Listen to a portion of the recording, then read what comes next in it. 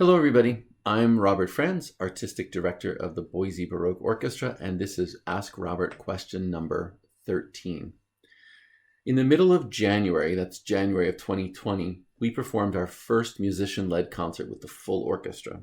How did that work exactly, and who was in charge of starting and stopping the orchestra?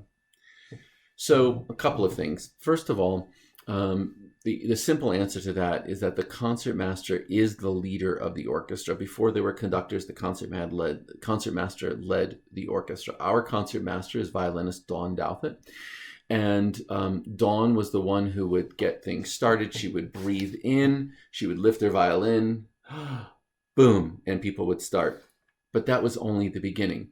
Now, normally, we go see a performance of a string quartet, for instance, or a woodwind quintet. We don't ask, well, where's the conductor? Why is there no conductor standing in the middle? And we notice that those musicians are moving together, breathing together, feeling the music together. And so that's exactly what happened at the Boise Baroque concert in January. The complicated part of it is that with so many more musicians on stage, all of the motions that the concertmaster Dawn made, or any of the principals, because sometimes the other principals lead as well, had to be bigger, more exaggerated, and clearer so that everyone in the orchestra could see them. But truthfully, this is just the tip of the iceberg.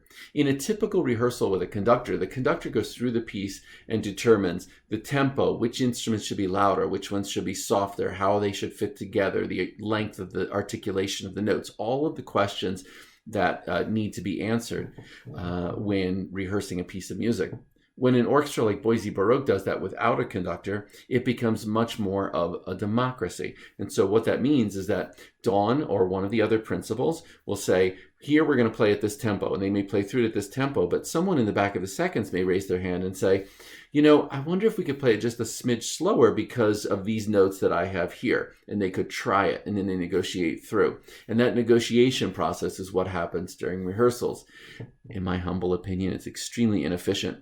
But the inefficiency is balanced by how cool it is and how rewarding it is for the musicians to be able to go through that intensive process of making all those musical decisions together as a team and then performing just freely out on stage without a conductor.